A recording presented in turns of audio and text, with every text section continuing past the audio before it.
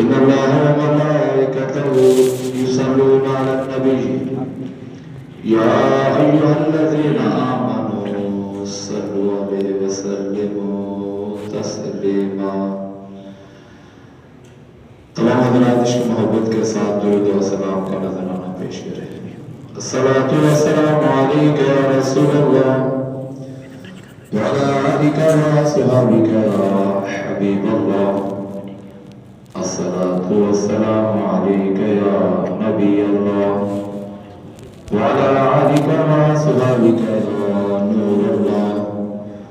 الصلاة والسلام عليك يا خاتم النبيين وعلى آلك وأصحابك يا رحمة للعالمين. حضرات عزیز وقار، درود و سلام کی فضیلت میں نبی کریم علیہ السلام نے ارشاد فرمایا، جو مجھ پر ایک بار درود و سلام پڑھتا ہے اللہ تبارک و تعالی اس پر 10 رحمتیں نازل فرماتا ہے، اور جو مجھ پر 10 بار درود و سلام پڑھے اللہ پاک اس پر 100 رحمتیں نازل فرماتا ہے، اور جو 100 بار نبی کریم علیہ السلام کی ذات پر درود و سلام پڑھے اللہ تبارک و تعالی اس پر 1000 رحمتیں نازل فرماتا ہے. میرے آقا علیہ السلام نے ارشاد فرمایا، جو 1000 مرتبہ میری ذات پر درود و سلام پڑھتا ہے وہ مرے گا نہیں جب تک جنت میں اپنی جگہ نہ دیکھ لے. اور جو 1000 مرتبہ درود و سلام پڑھتا ہے میرے آقا علیہ السلام نے ارشاد فرمایا اللہ تبارک و تعالی اس کے دونوں آنکھوں کے درمیان یہ لکھ دیتا ہے کہ یہ جہنم اور نفاق کی آگ سے بری ہے. نفاق منافقت. 1000 مرتبہ درود و سلام پڑھنے والا منافق نہیں ہو سکتا، اور 1000 مرتبہ درود و سلام پڑھنے والا میرے آقا سے اتنی محبت کرنا شروع کر دیتا ہے، سنتوں پر عمل پیرا شروع کر دیتا ہے، صوم و صلات کا پابند بن جاتا ہے، پھر انشاءاللہ وہ جہنم میں بھی نہیں جائے گا. تو 1000 مرتبہ درود و سلام پڑھنے والا جہنم سے بھی آزاد اور منافقت کی مذموم صفت سے بھی آزاد. تو محترم اسلامی بھائیو، قرآن مجید فرقان حمید کی جو آیت ہے مقدسہ میں نے تلاوت کرنے کا شرف حاصل کیا. اللہ تبارک و تعالی ارشاد فرماتا ہے ثانی اثنین اذ ہما فی الغار اذ یقول لصاحبہ لا تحزن ان اللہ معنا. جب 2 جانیں دونوں غار میں تھی، ان میں سے ایک اپنے صاحب کو کہہ رہا تھا آپ خوف نہ کریں اللہ تبارک و تعالی ہمارے ساتھ ہے. یہ ماں جو ہے یہ جمادی الاخری یعنی جمادی الثانی کا ہے. جمادی الثانی کے مہینے میں جس کو ہم 22 تاریخ کو خلیفہ اول بلا فصل افضل البشر بعد الانبیاء حضرت سیدنا ابو بکر صدیق رضی اللہ تعالی عنہ کا یوم وصال ہے. کون ابو بکر صدیق؟ وہ ابو بکر صدیق جس کا درجہ تمام انسانیت میں نبیوں کے بعد، رسولوں کے بعد، پیغمبروں کے بعد تمام انسانیت میں بلند ہے. آپ نبی نہیں، رسول نہیں، تمام نبیوں کے بعد آپ کا درجہ ہے، خلیفہ بلا فصل ہے.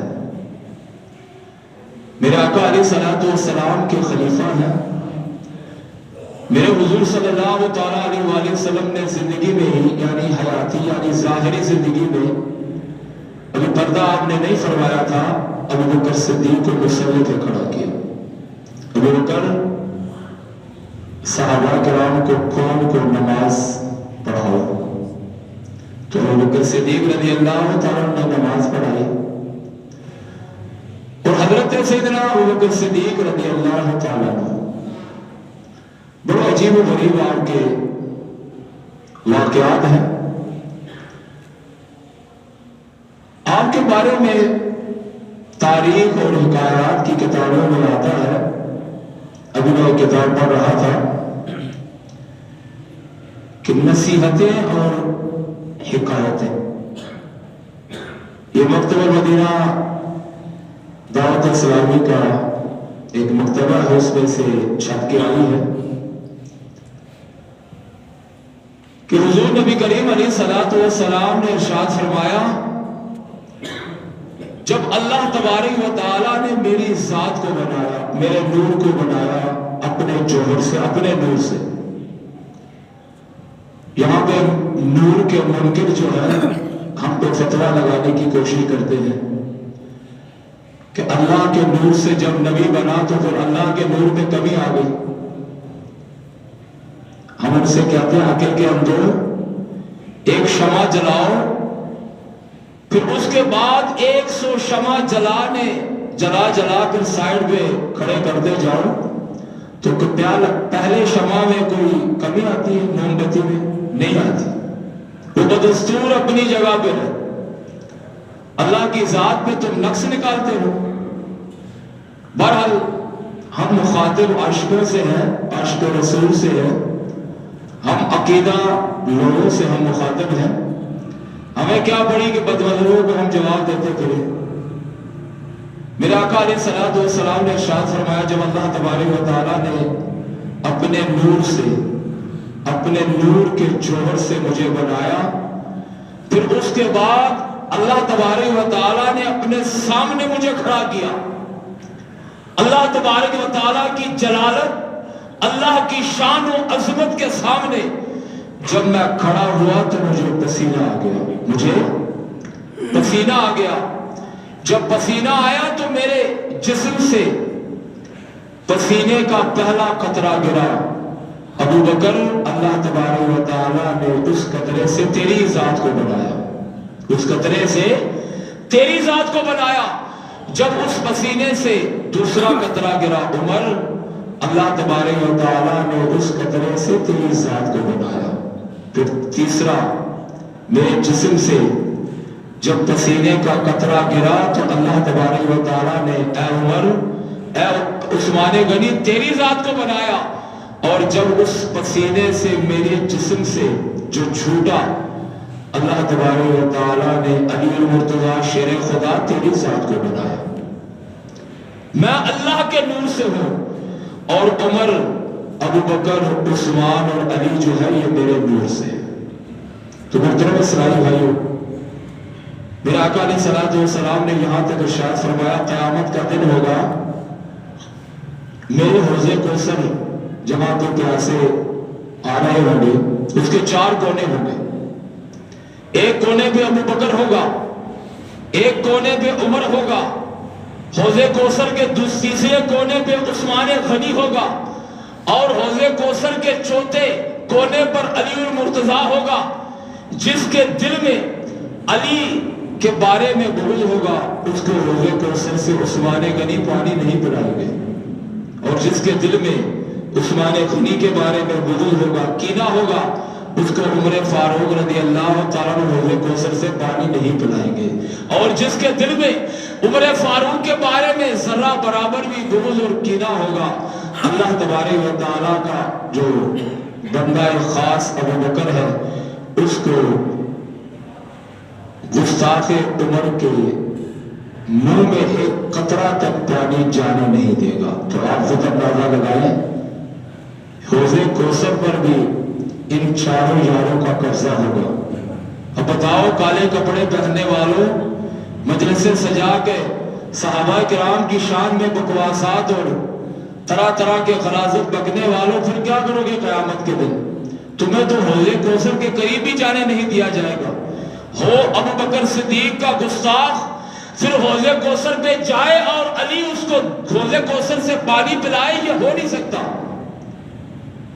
صحابہ کرام آپس میں اس قدر شیر و شکر تھے کہ اللہ تبارک و تعالیٰ نے قرآن پاک میں ارشاد فرمایا رحماء بینہم، آپس میں یہ ایسے رحم دل تھے جیسے کہ روئی کی طرح، رحماء بینہم۔ تو حضرت سیدنا ابو بکر صدیق رضی اللہ تعالیٰ عنہ، آپ کی والدہ ماجدہ فرماتی ہیں جب آپ میرے پیٹ میں تھے، چونکہ ہم بت پرست تھے، بت خانے میں جاتے یا گھر میں ہی بتوں کا اہتمام کر کے ہم ان کو سجدہ کرنے کی کوشش کرتے، لیکن عجیب بات تھی کہ ابو بکر جب میرے پیٹ میں تشریف لایا میں بت کو سجدہ کرنے کی کوشش کرتی تو ابو بکر مجھے بت کو سجدہ کرنے کی کوشش کرنے ہی نہیں دیتا تھا۔ آپ کسی حاملہ عورت سے پوچھیں، جب اس کا بچہ پیٹ میں اکڑ جائے یعنی اپنے آپ کو اکڑ کے رکھ دے تو اس کا اٹھنا بیٹھنا پھر سجدے میں جانا کتنا مشکل ہوتا ہے، بڑا مشکل ہوتا ہے۔ ایک نمازی عورت سے پوچھے، پھر جس کے پیٹ میں ابو بکر صدیق کی ذات ہو اور وہ بت کو سجدہ کرے، یہ کیسا ممکن ہو سکتا ہے کہ ابو بکر جو ہے وہ پیٹ میں ہی ایسے ہی مطلب کہ بیٹھا رہے؟ یہ بات اس وقت ابو قحافہ ابو بکر صدیق کے والد سے آپ کی والدہ نے کہی کہ جب 4 سال کی عمر میں، یعنی آپ نے ساری زندگی بتوں کی پوجا نہیں کی، چاہے آپ چھوٹے سے، 4 سال کی عمر کیا ہے، کوئی اتنی خاص عمر نہیں۔ آپ کا والد ابو قحافہ حضرت سیدنا ابو بکر صدیق رضی اللہ عنہ کو لے کر گیا، یہ نعوذ باللہ یہ ہمارے خدا ہیں بت خانے میں، ان کو سجدہ کرو، ان کی پوجا کرو۔ تو آپ بت کے سامنے کھڑے ہو گئے، بت کو کہا کہ میں بھوکا ہوں، مجھے کھانے کے لیے کچھ دو، کیونکہ جو خدا ہوتا ہے وہ بھوکوں کو کھلاتا ہے، وہ رازق ہوتا ہے۔ اگر تم خدا ہو تو مجھے کھانے کے لیے دو۔ اب بلا بت جو ہے وہ کیا کہے گا؟ پھر آواز لگائی، اگر تم جو میری قوم تجھے خدا مانتی ہے، اگر تم خدا ہو، خدا نہیں ہو، اگر ہو تو میرے جسم میں کپڑا نہیں، مجھے کپڑا دو، مجھے پیاس لگی ہے، مجھے پانی دو۔ جس خدا کو مانا جاتا ہے، جس کو سجدے کیے جاتے ہیں، وہ کھانا بھی دیتا ہے، وہ رازق ہے، وہ پانی بھی دیتا ہے، چاہے وہ زمین سے دے یا آسمان سے نازل کرے، وہ تو ہمیں کپڑے بھی دیتا ہے، تمام چیزوں کی ذمہ داری ہے۔ اگر تیرے پر بھی ذمہ داری ہے، جو قوم تجھے پوجتی ہے مجھے بھی دو۔ جب آواز بت میں سے نہ آئی، روایت کی کتابوں میں آتا ہے ابو بکر صدیق ابھی 4 سال کی عمر ہے، آپ اپنے گھر میں 4 سال کے بچے کو بٹھا کے پوچھ لیں، کوئی تصویر سامنے اس کے رکھ دیں یا بت رکھ دیں، بالکل ہی انجان، اس کو پتہ ہی نہیں ہے کہ کیا ہے یہ۔ لیکن 4 سال کی عمر میں ابو بکر صدیق کے قربان جائیں، پتھر اٹھایا اور بڑے زور سے اس بت کو مارا۔ جس کی پوجا قوم کرتی تھی ان کے گھر والے کرتے تھے، طاقت ابو بکر صدیق سے وہ بت جو ہے وہ نیچے گرا اور ٹکڑوں ٹکڑے ہو گیا۔ ابو قحافہ جو بتوں کی پوجا کر رہا تھا وہ دوڑ کر آیا کہ ہوا کیا ہے؟ دیکھا کہ ابو بکر صدیق نے پتھر سے مار کر بت کو توڑ دیا، جس کو ہم پوجتے ہیں اس کو ابو بکر صدیق نے توڑ دیا ہے۔ تو چماٹے مارتا ہوا اور گھسیٹتا ہوا اپنے گھر میں لے کر گیا، ماں کی گود میں جا کے چھپ گیا۔ ابو قحافہ کہنے لگا اپنے بیٹے کو سنبھالو، اس کو سمجھاؤ، جن خداؤں کو ہم پوجتے ہیں، جن کو ہم صنم یعنی رب کہتے ہیں، ان کو یہ توڑتا ہے۔ ابو بکر صدیق کے والدہ نے کہا ابو قحافہ اس کو کچھ نہ کہا کرو، تمہیں نہیں معلوم کہ جب میرے پیٹ میں تھا اس وقت مجھے سجدہ کرنے نہیں دیتا تھا بتوں کو، جب یہ دنیا میں آیا ہے تو یہ بتوں کی پوجا کیسے کرے گا؟ یہ تو ممکنات میں سے نہیں ہے۔ آپ اپنی عبادت پوجا جو بھی کرنا ہے کرے، اس کو لے کر نہ جایا کرے بت خانے میں۔ آج اتنا نقصان کر دیا ہے، کہیں سنت ابراہیمی میں عمل کرتے ہوئے تمام بتوں کو انہیں توڑ دے۔ جب مشورہ دیا تو ابو قحافہ کو اچھا لگا۔ ایک بچہ شرارتی ہو نا تو باپ بھی تھوڑا سا نہ جھنکتا ہے اس سے، اور باقی اولاد کو کہتا ہے دیکھو بھائی اس سے ذرا احتیاط کرنا، یہ بڑا حساس قسم کا ہے، عجیب و غریب قسم کے ذہن کا مالک ہے، اس کی طبیعت کے خلاف کوئی بات نہ کرنا، کہیں گھر میں، کہیں شادی بیاہ میں، کہیں کسی مجلس میں ہنگامہ نہ کھڑا کر دے۔ ابو بکر صدیق کی والدہ نے سمجھا دیا ابو قحافہ اس کو آئندہ سے نہ لے کر جانا، کہیں قوم کے سامنے تمہیں شرمندہ نہ ہونا پڑے، یہ پوجا تو دور کی بات ان کو توڑے گا۔ ابو قحافہ بہت احتیاط سے کام لیتے تھے۔ ابو بکر صدیق کو ایسا کام نہیں کہتے تھے جو اسلام کے خلاف ہو۔ کیا پتا چلا ابو بکر صدیق کی شان وہ ہے کہ کبھی دنیا میں تشریف لائے، سمجھدار ہوئے یا سمجھدار نہیں بھی تھے، ابھی بچے تھے، اس وقت بتوں کی پوجا نہیں کی۔ اور یاد رکھیے پیارے اسلامی بھائیو، حضرت سیدنا ابو بکر صدیق رضی اللہ تعالیٰ عنہ کی وہ ذات ہے کہ جب آپ چھوٹے سے تھے تو میرے آقا علیہ الصلوۃ والسلام کے ساتھ آپ کی دوستی تھی، بڑا پیار کرتے تھے میرے آقا سے۔ ابھی نبوت کا اعلان بھی نہیں ہوا، ابھی جو ہے وہ اسلام کی روشنی دنیا میں نہیں پھیلی، میرے آقا علیہ الصلوۃ والسلام نے نہیں کہا کہ انا رسول اللہ۔ تو محترم اسلامی بھائیو، جب جوان ہوئے تو پھر بھی میرے آقا سے محبت کرتے تھے۔ میرے آقا صادق الامین تھے، شفقت اور پیار کرنے والے، ہر ایک کے ساتھ عزت اور بڑے احترام سے پیش آنے والے۔ ابو بکر صدیق کی بھی پیدائشی عادت تھی، میرے آقا سے بڑی محبت تھی۔ پھر جب جوانی کے عالم میں میرے آقا علیہ الصلوۃ والسلام نے اعلان نبوت فرمایا، ابو جہل، ابو لہب جیسے بدباطن لوگوں نے خوب مخالفت کی۔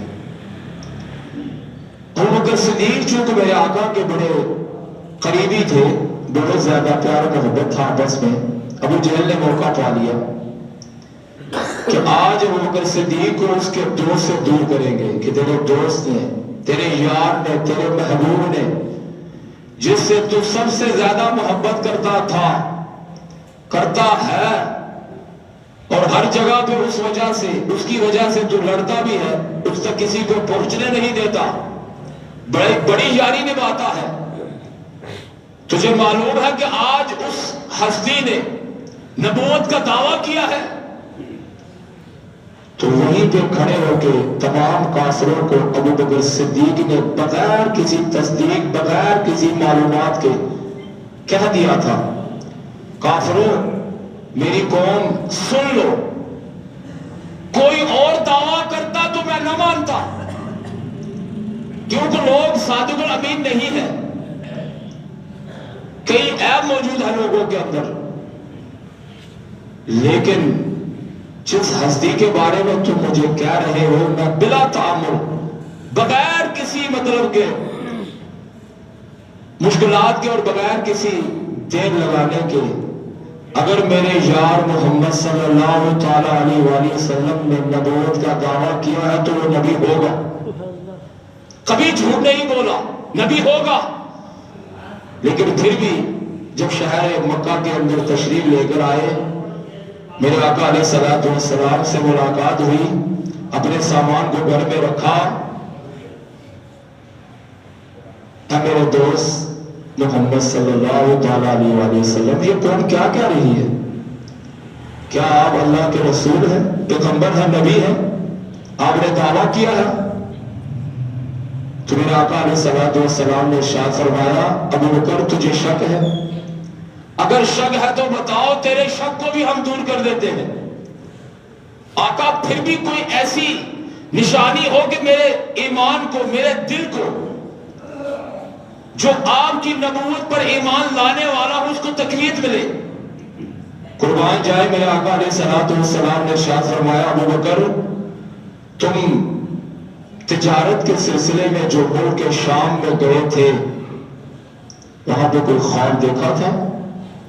اور اس کی آقا ہاں، کیوں نہیں، وہ خواب دیکھا تھا میں نے، راہب کے علاوہ تو وہ خواب کسی کو بتایا نہیں۔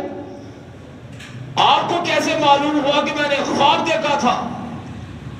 فرمایا بات ختم نہیں ہوئی، آگے بات سن، پھر تو راہب کے پاس گیا تھا؟ اس کی یا رسول اللہ ہاں یہ بھی بڑی عجیب بات ہے، آپ مکے میں ہیں، میں ملک شام میں ہوں، وہاں پہ خواب دیکھا، اس کے بارے میں بھی آپ کو علم ہے، اور میں پھر خواب دیکھنے کے بعد راہب کے پاس گیا، اس کے بارے میں بھی آپ کو علم ہے۔ فرمایا ہاں آگے سن لو، راہب نے تجھے خواب کی تعبیر بتائی تھی جو تم نے بیان کی؟ اس کی یا رسول اللہ ہاں، کیا آپ کو یہ بھی معلوم ہے کہ اس نے مجھے خواب کی تعبیر بتائی تھی؟ فرمایا ہاں، یہ بھی سن لو کہ راہب نے تجھے کہا کیا تھا؟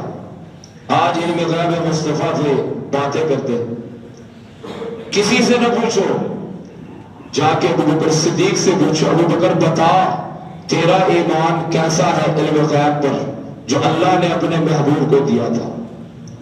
افضل البشر بعد الانبیاء، جس کا عقیدہ ہو، انسان کو ایسا ہی عقیدہ رکھنا چاہیے۔ ہم پہ فتویٰ لگاتے ہو، جاؤ لگاؤ ابو بکر صدیق رضی اللہ تعالیٰ پر۔ آپ بڑے حیران ہوئے کہ میں نے خواب دیکھا، نبی کو مکے میں بیٹھ کے شام کے بارے میں، رات کو بھی میں نے کیا دیکھا، آپ کو کیا معلوم؟ اگر جس کو معلوم ہو اس کو نبی اور محمد کہتے ہیں، اس بات کو ماننا پڑے گا۔ اگر نہیں مانیں گے تو ابو بکر صدیق کا ایمان ثابت نہیں ہوتا۔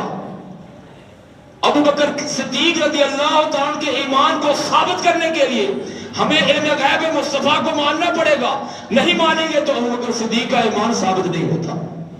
فرمایا ابو بکر آگے سن، جب تو راہب کے پاس گیا، وہاں پہ اس سے پوچھا تو اس نے تمہیں نہیں بتایا کہ نبی آخر الزمان کا نزول یعنی اس کی بعثت ہو چکی ہے، اس نے نبوت کا اعلان بھی کر دیا ہے، ایک دن آئے گا اس کا سر مبارک تیری ران پہ آئے گا۔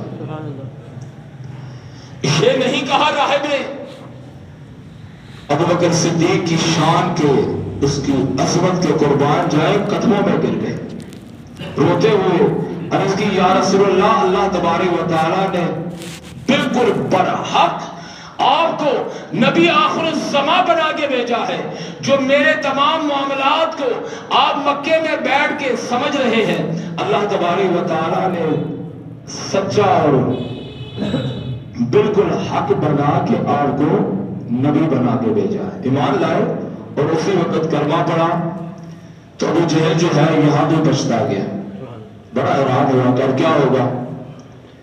جس یار کو میں نے ورگلانے کی کوشش کی تو وہ تو بالکل ہی پکا بلکہ کلمہ پڑھ کر مسلمان ہو گیا۔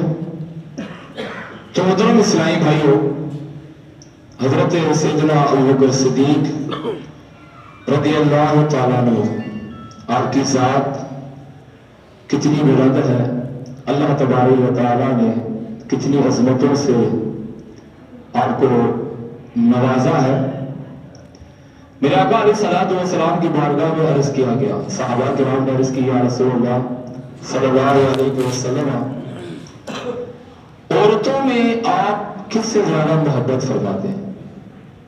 مسلمانوں غور سے سنیے گا، کسی زبان دراز، کسی غلاظت بکنے والے کالے کپڑے اور جہنم کے کتے سے نہیں پوچھنا کہ صدیقہ طیبہ طاہرہ حضرت عائشہ امی جان رضی اللہ تعالیٰ کی کیا شان ہے، میرے آقا سے پوچھو۔ کس نے پوچھا؟ صحابہ کرام نے۔ عورتوں میں آپ سب سے زیادہ کس سے محبت فرماتے ہیں؟ میرے آقا علیہ السلام نے فرمایا عائشہ کو۔ ازواج مطہرات عورتوں میں سے سب سے زیادہ محبت حضرت عائشہ صدیقہ طیبہ طاہرہ مومنوں کی ماں، میں ان سے محبت فرماتا ہوں۔ عرض کی یا رسول اللہ پھر مردوں میں کس سے محبت فرماتے ہیں؟ فرمایا ابو کا، اس کے بعد ابوبکر صدیق رضی اللہ تعالیٰ عنہ سے۔ کیوں؟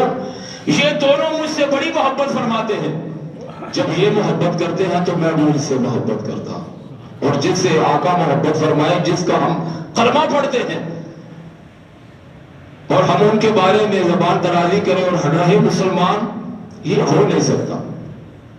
ایسی چیزیں اکٹھے، پانی اور آگ جو ہے ایک برتن میں اکٹھے آپ نہیں کر سکتے۔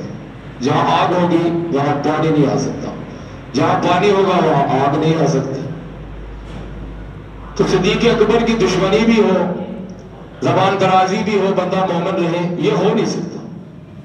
حضرت اماں عائشہ صدیقہ طیبہ طاہرہ رضی اللہ تعالی عنہا کا بوجھ بھی سینے میں ہو، بندہ مومن بھی ہو، یہ کیسے ہو سکتا ہے؟ ان سے ہم نے محبت نہیں کی اور ہم محبت کا دعویٰ نہیں کرتے۔ آپ اندازہ لگائیں، ان سے اللہ تبارک و تعالیٰ کی ذات محبت فرماتی۔